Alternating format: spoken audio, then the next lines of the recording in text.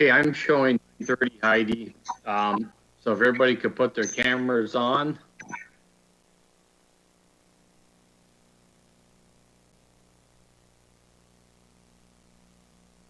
I'm not seeing everybody.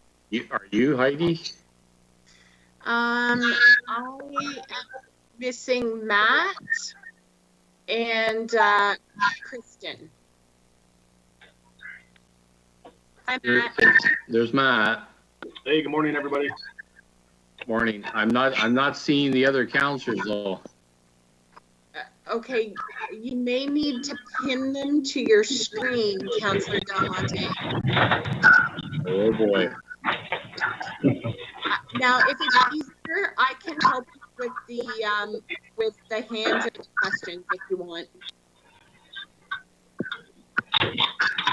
Yeah, because I'm not sure what's happening with my screen. I can't see everybody.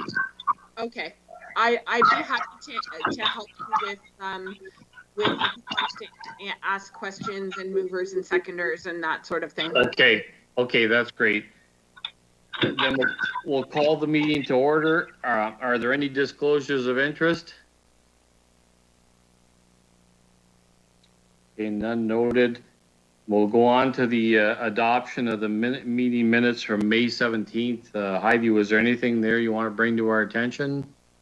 Yes, Mr. Chair, thank you. I just want to talk briefly about the discussion to change the schedule for the meetings. So I've been working with the clerks around moving advisory committee from the third Monday to the first Monday. What we need to do is I'm going to need to take a member to the Board of Health to ask the Board of Health if they would be able to move the Board of Health meetings from the first Tuesday to the third Tuesday. Otherwise, what's going to happen is that we would have advisory committee on the Monday and the Board of Health the very next day. And so we wouldn't be able to get the the recommendations from the Board of Health from Advisory Committee included in the Board of Health package. So the Norfolk clerk and I are confident that we can figure this out, but we just need to make a request of the Board of Health by way of an information report, which I will prepare in order to make that shift in the Board of Health schedule. So that what would happen would be Advisory Committee would be the first week, Counseling Committee would be the second week, as to hear this MSM reports. The third week, the Board of Health would meet immediately before Norfolk Council, but we just need to request that change of the Board of Health. So my suggestion would be that we, for the month of July, oh, here comes Kathy, I'll admit her. For the month of July, that we stay at the third Monday, which would be July 19th. We always try to take one of the summer months off. So depending on I'll work with the staff to get the summer reports onto your July agenda. If we are able to take a recess in August to coincide with council recess, then we would start back in September on the first Monday. That would be my suggestion to committee, and I'd be open to questions or feedback on that. And I see Councillor Van Passen has his hand up.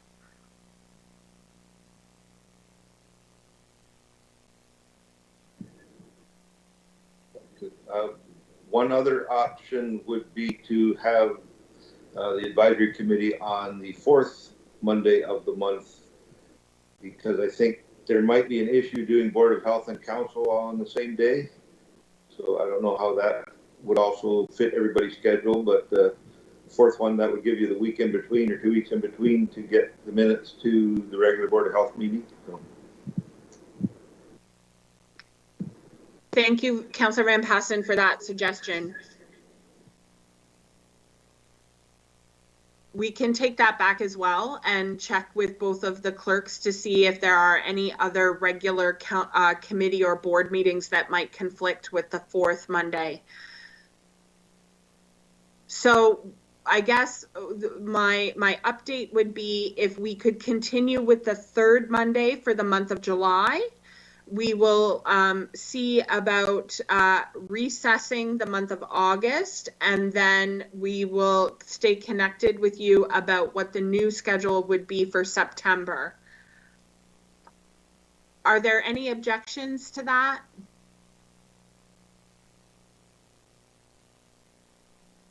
Okay, thank you. Mr. Chair, you're muted.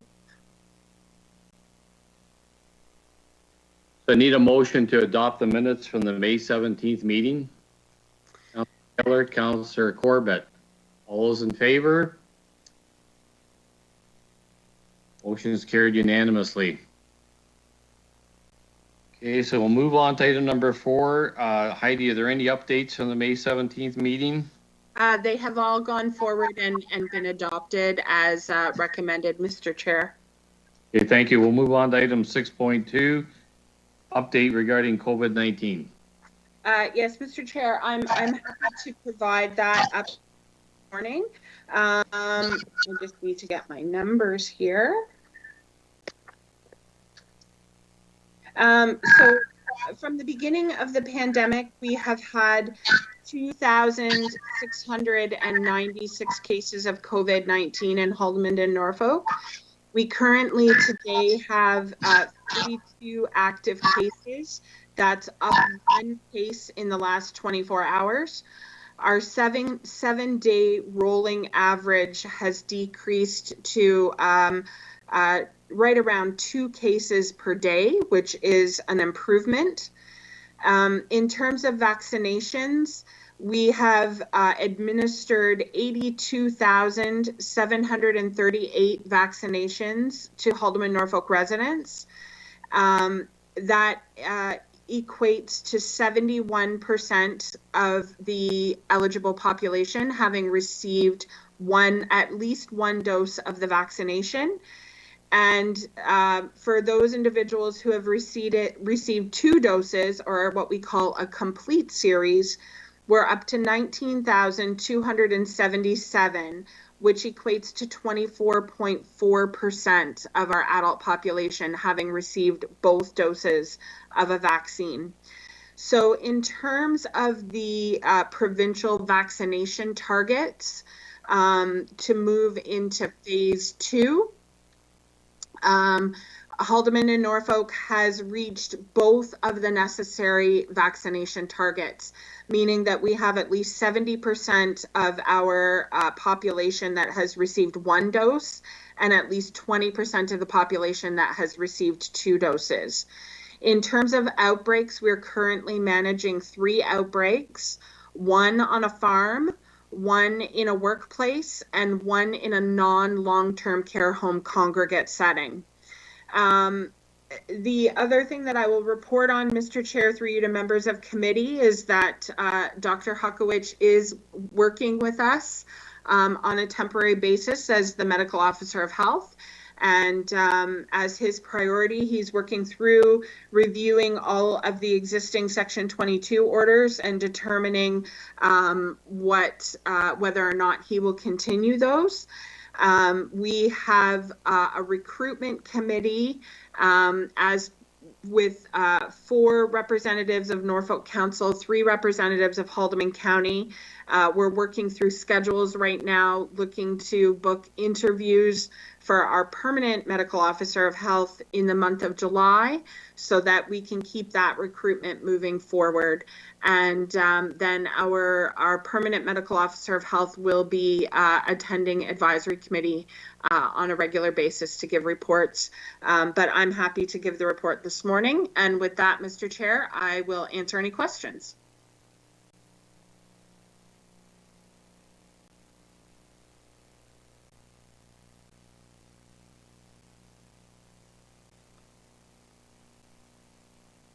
Patterson? Thanks, Chair Tony. Just a comment, Heidi. I don't know if it's possible. I was reading Mayor Chop's Facebook page on Thursday, and I see we had a pop-up clinic in Cayuga on Friday of last week. I'm just wondering if that information could go out to both councils in case you get calls or questions, and we don't have to learn about that on Facebook. So, Mr. Chair, through you to Councillor Patterson, that's very good feedback. Thank you. I'll take that back to the vaccination team.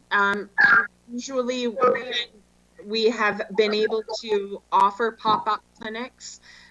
We post them through social media, but certainly I can ask the vaccination staff to send an email out to both councils in addition to the social media.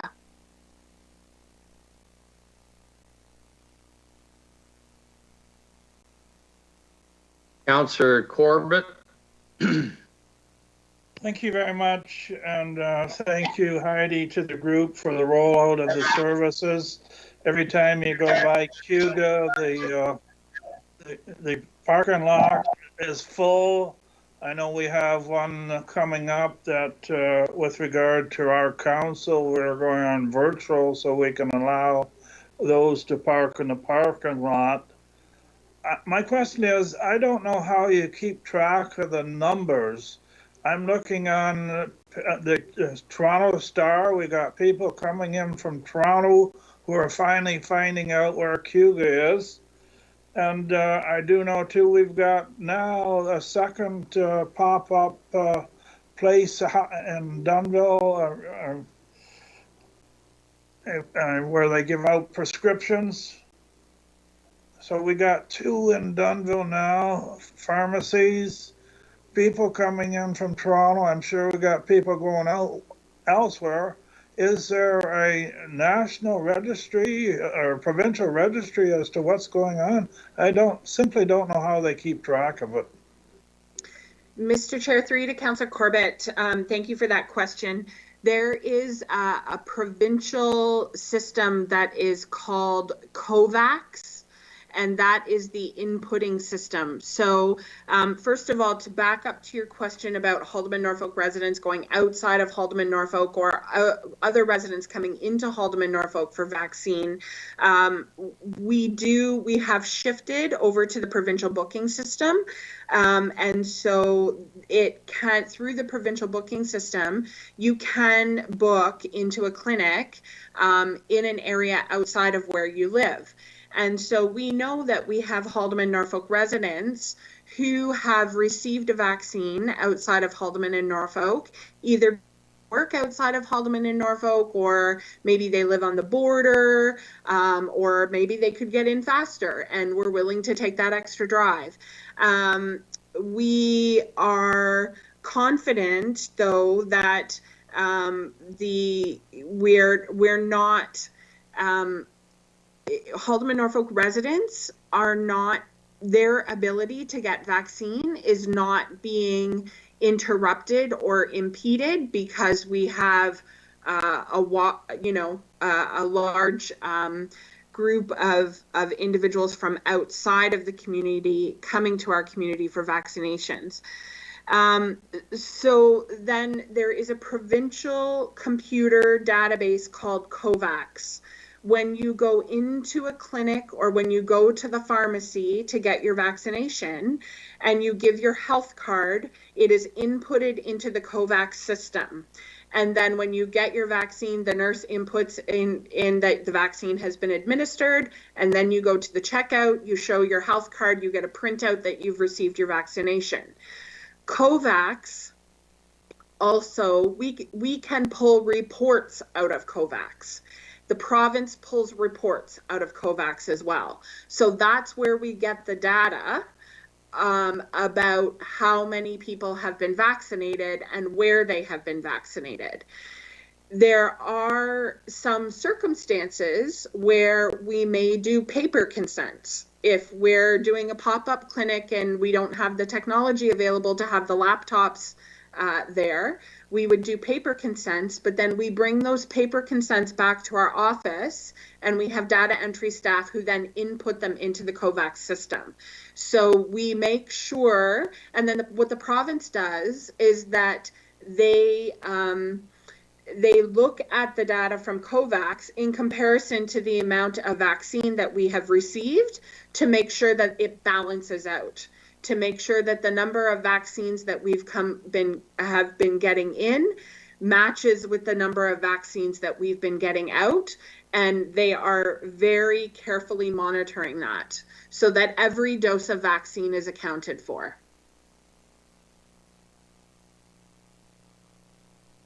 Any other questions or comments? Okay, then we'll move on to item 6.3. This is the Haldimand Norfolk Housing Corporation Regeneration Master Plan, the Strategic Asset Management Plan. Pardon me. Thank you, Mr. Chair. So I will report, and then Matt Bowen from the Housing Corporation is also online with us this morning, and so he can supplement my presentation and also be available to answer any questions. So as council is aware, the Housing Corporation retained Hairco Consulting to prepare a regeneration master plan and a strategic asset management plan. And links to those documents were provided to you. They're very comprehensive plans, and I thank you everyone for reviewing them. I know that it was quite a volume of reports to receive and to read, so thank you for doing that. The regeneration master plan includes plans to undertake new housing developments over the next 15 years and provides options for that. So I know that we've talked about regeneration before, but just to briefly review, regeneration of housing stock can be different actions, all of which are taken to ensure that housing remains in good repair and meets the current housing needs of the community. So that can include significant repair and redesign. It can include redevelopment. It can include selling assets. We know that our social housing stock was built a number of decades ago, and that there are significant capital repairs that are needed now and into the future, which were covered in the strategic asset management plan portion of the reports that you received. Council has previously classified all of the assets into either retain, revitalize, redevelop, or dispose, and those are all listed on page 2 of the staff report. The Regeneration Master Plan presents 4 options for consideration. The first option is to continue the base level of operations, which is essentially a do-nothing report. It would be staff's recommendation that we not consider the do-nothing report, because an outcome of that would be that the housing will continue to age. It will continue to worsen in terms of its state of repair, and will become unsafe for people to live in. So that's option 1, is really not an option that I recommend. Option 2 is to repair and revitalize the existing housing stock to attempt to maintain it in a good state of repair for as long as possible. This is certainly a viable option and would ensure that the housing that we have is in good repair and safe to live in. The challenge with option 2 is that it means that we would continue to have housing stock that doesn't necessarily meet the community needs. So, for example, our housing needs have shifted over time, where we have 4 and 5 bedroom townhouses and 3 bedroom single family homes. And we know that over half of our wait list are single individuals and childless couples who require a 1 or 2 bedroom unit. So that's where, while option 2 maintains the current housing stock, we still have that disconnect between what we have versus what we truly need, and it doesn't provide opportunity for us to consider new developments to modernize the social housing stock and to better match our supply with our demand. Option 3 is to undertake the repair and renewal of the existing housing stock, and to dispose of some of the units classified under disposal to assist with funding 2 new affordable housing developments, one that is in Simcoe and one that is in Dunnville. And those are, there's already been some work on these 2 developments proposals. It would essentially move these 2 proposals to the front of the line, so to speak. There does need to be some additional analysis undertaken with each community related to financing and any requests for a municipal contribution. And we also, with any new development proposal that requires or includes disposal of existing assets, there needs to be service manager consent to sell those assets and use the proceeds of the sale for new development. Option 4 includes both options 2 and 3, but it also includes additional new developments over the next 15 years in Hagersville and Delhi, and an addition to the property at Regent Street in Port Dover. I think that over the long term, I know that the staff recommendations talk a lot about there needing to be additional reports, additional information, additional analysis. I think that option 4, and I think that I don't want to speak for Matt, but I think he would probably agree with me when I state that from the Housing Corporation's perspective and from an overall community housing perspective, that option 4, if it could be financially viable, would be the ideal option. The regeneration plan also proposes revitalization of 2 properties, one in Caledonia and one in Waterford, to shift them from 100% RGI to mixed communities. A few years ago, the provincial legislation had changed in order to allow public housing to no longer be 100% RGI. That occurred because there is a recognition that traditional RGI housing requires significant operational subsidy, and that it doesn't promote the kind of diverse communities that we like, and doesn't allow for additional rent revenue to come from more affordable or market unit communities. Option that we need to develop further and just need to get some more analysis and information on so that we see how that works. We have, in all of these options, we have service level standards that we need to maintain. So when we take deep affordable subsidy units out of the mix, we just need to make sure that we replace them somewhere else so that we maintain those service levels. It doesn't have to be in traditional RGI housing. There are creative solutions that we can use, like portable housing benefits, housing allowances, or rent supplements. But those types of solutions, a staff would propose that we do some more work on what that would look like and what the requirements would be, and that we bring those forward in future staff reports. The other piece of this work is the alternative average market rent study that was completed by the consultants. Every year from the Canada Mortgage and Housing Corporation, we receive average market rent data for Haldimand and Norfolk. We recognize that there are some challenges to it. The first being that it doesn't separate Haldimand County from Norfolk County. The information that we get is for the entire service manager area, and it doesn't separate communities within each county. So it doesn't recognize the differences in market rents, for example, between Port Dover and Simcoe or Delhi, or Caledonia, which there is no rental in Caledonia right now, so, or Hagersville and Dunnville and that sort of thing. We also recognize that in looking at what the actual market rents are in the community, that they are significantly higher than the data that we get from Canada Mortgage and Housing.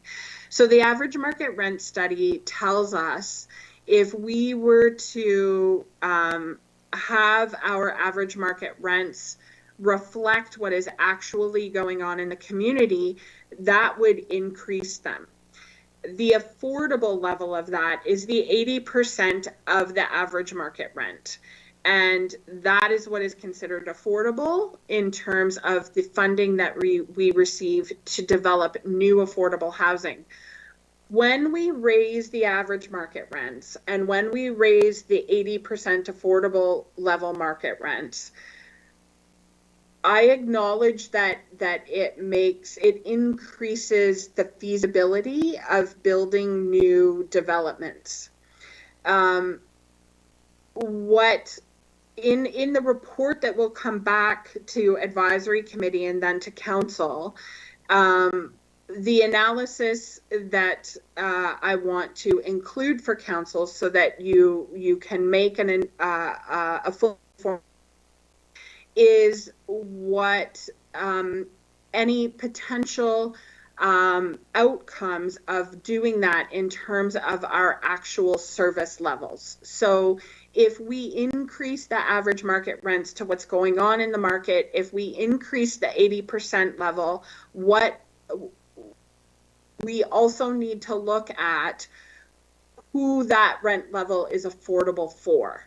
And if it's no longer affordable for individuals or families who need a deeper level of affordability, then how do we provide service to those individuals and families elsewhere so that we don't create inadvertently a bigger gap of what's affordable and what's not affordable. So again, that is a report that will come back to committee by September.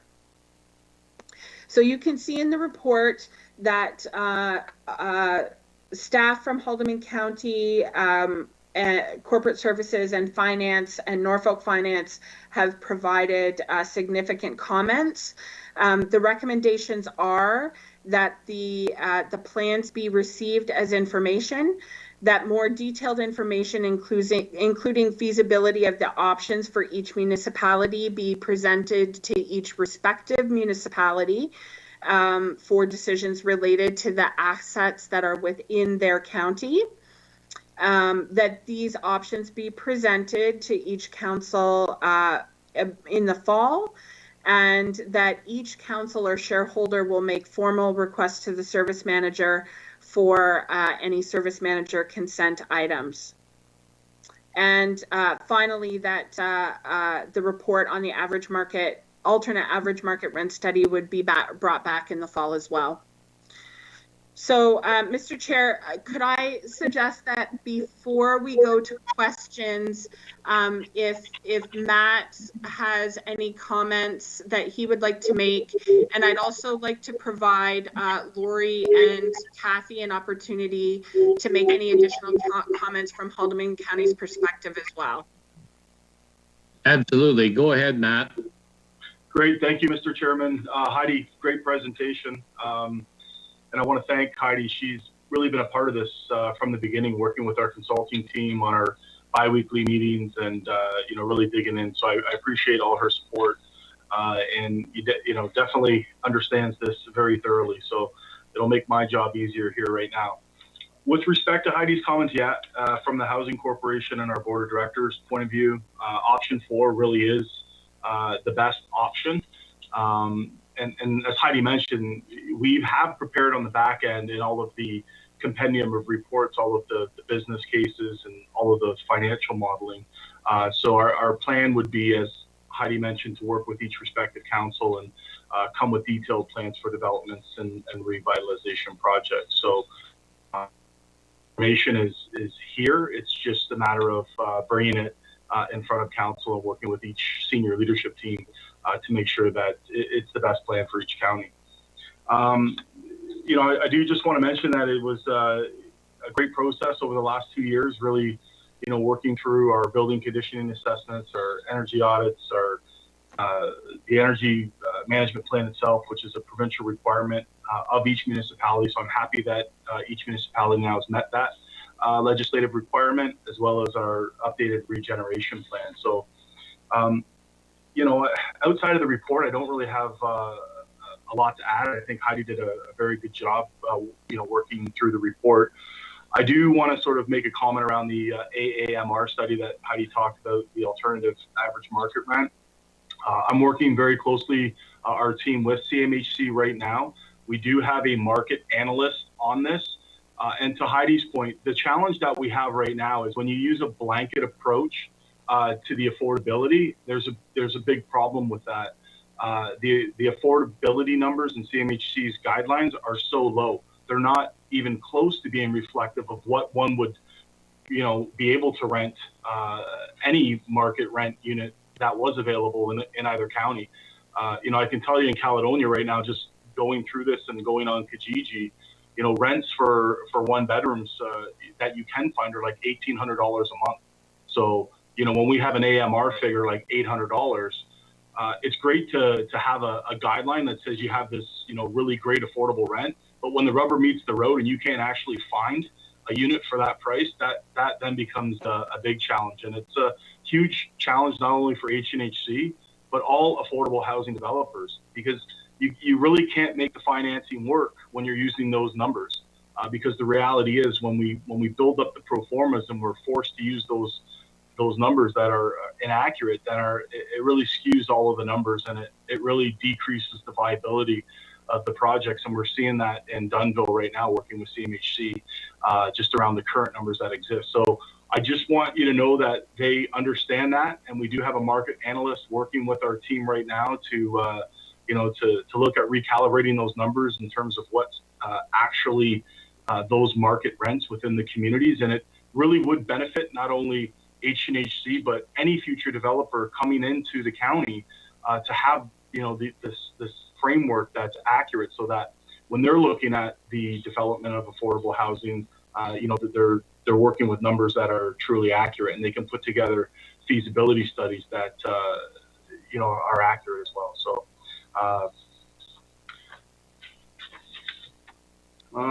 Yeah, I don't know. I think I could open it up for questions, Heidi. If any of the councilors have any questions, I'd certainly be willing to. But I think the reports really speak for themselves. Perico and our team and Heidi, a lot of effort went into putting together the whole plan. And speaking with both senior leadership teams, I think they are very impressed with the level of detail and the accuracy and just the strategic documents themselves. So I think I'll leave it at that. Thanks, Matt. Thanks, Matt. Before we go to questions, I'll just ask if Kathy or Lori want to make any comments at this point. Good morning, everyone. It's Kathy. The only comment that I really have to make is just based on the Haldimand County comments that were in the report and related to the full presentations going back to each council separately.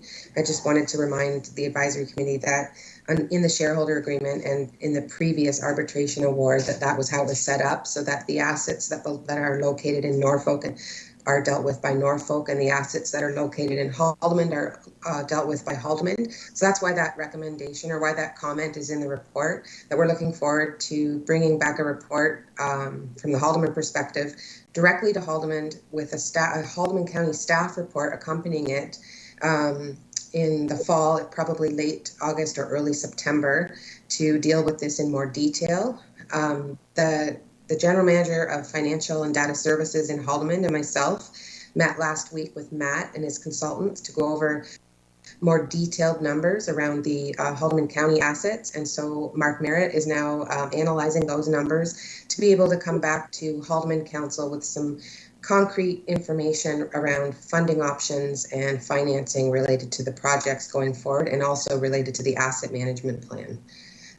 As far as the AAMR goes, the only comment that I really have on that is we're a little bit at a crossroads with that one, because I recognize where Matt's coming from with the viability of the projects and needing to know accurate average market rents to be able to make the project viable on a go-forward basis for each individual facility. But I also understand where Heidi's coming from with respect to the difficulty, and what we don't want to do is create a new problem for a sector that is caught in between RGI and affordable housing at the rate we set. So I understand that it's a difficult decision that council's going to have to make with respect to that. And those are the only comments that I have. Okay, thank you, Kathy. I'll open it up to questions at this point, and I have Councillor Corbett. Thank you very much. My initial thoughts on looking at this presentation was paralysis by analysis. I know some very good information was brought forward that captured our concerns by both Heidi and Matt, and Kathy's thought in terms of where the municipality was going. My initial thought that we're to address affordability right now, and we had a good discussion at our annual general meeting in terms of sustainability of what's going on with the number of RGIs we have, mainly RGIs. I can see a movement where the Housing Authority just took on Del Gold, which is self-sustainable. I see some benefits in that, and that's what we have to do. We're not addressing our needs, as Heidi indicated. Single bedrooms no longer are sustainable. Mixed residential is the way to go. And if I may, when I look at the average price that we're receiving for our units of $300 with 0% vacancy, we have to address this mixed need for affordability out there. I like the direction we're moving in. I don't like the amount of time that it's taken, but I see something finite in that September date. Certainly, our staff must be able to come up with a formula that would make it sustainable for us going forward. To me, I like it having a car, you throw so much money in it at a time. You have to make that capital investment. That capital investment can be made so it's sustainable with including the mixed or market value rent. So I'm in favor of it. It can't happen soon enough. Okay, thank you, Councillor Corbett. I have Councillor Patterson. Thanks, Chair Tony. Just a comment, and this is not news to Matt. We've had this discussion before. I definitely think option 4 is a starting point, but when I say a starting point, that would be towards working towards option 5, which should be affordable housing in all our communities and towns. And so families don't have to be uprooted to go to a larger center or to a strange location. I know that might be pie in the sky at this point in time, but I mean, we have to plan for that. So, I mean, I think we're starting in the right foot, but we have a lot more work to do. Thank you, Councillor Patterson. Anybody else have any comments or questions at this point? Councillor Patterson, your hand is still up there. Okay, then I'm going to be looking for a mover and seconder for the recommendation on page 13 of the report. Councillor Corbett has moved. Councillor Taylor has seconded. All those in favor? It is carried unanimously. Thank you. Thank you to staff for the good report.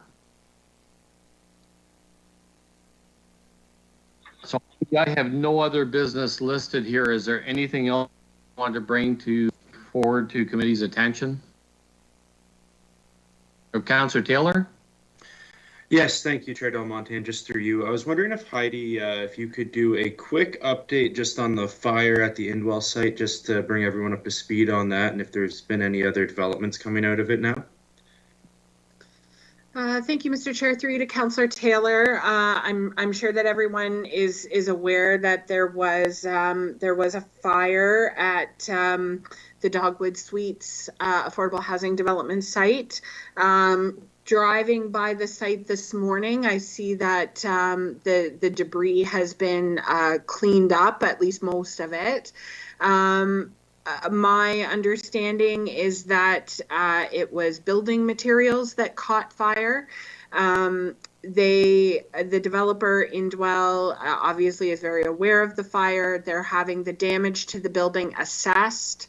To see, I can see that, and I'm not a structural engineer, but I can see that some of the new wood beams were affected. They're looking charred. So there's going to have to be some replacement. And they're going to give us an assessment of how that's going to impact the development timeline. Director of Social Services and Housing, Stephanie Rice, and I had a meeting with our regional manager from the Ministry of Municipal Affairs and Housing on Friday. And so the ministry is well aware of the situation. We're going to keep them updated on a weekly basis, and we'll let them know if there's going to be an impact on the development timeline. We suspect that there will be, but are hopeful that it'll be minimal. Thankfully, no one was hurt. And really, I would like to give my thanks to the Norfolk County Fire Department that responded so quickly and was able to extinguish the fire without causing damage to any of the neighboring buildings and without anyone getting hurt. That's good. Thank you for the update, Heidi. Yeah, thanks, Heidi. That's good news. Have Councillor Corbett? Sorry, I'll put my hand down. Hey, Heidi, do you have anything else to bring to committee's attention? I don't, not today, Mr. Chair. Thank you. Okay, thank you. Thank you to all of them for participating today, and I need a motion to adjourn. Moved by Councillor Taylor, seconder, Councillor Huffman. All those in favor? Carried unanimously. Enjoy your day, folks. Thank you very much, everyone. Have a great day. Bye, everyone. Thank you. Have a good day, everybody. Bye. I know.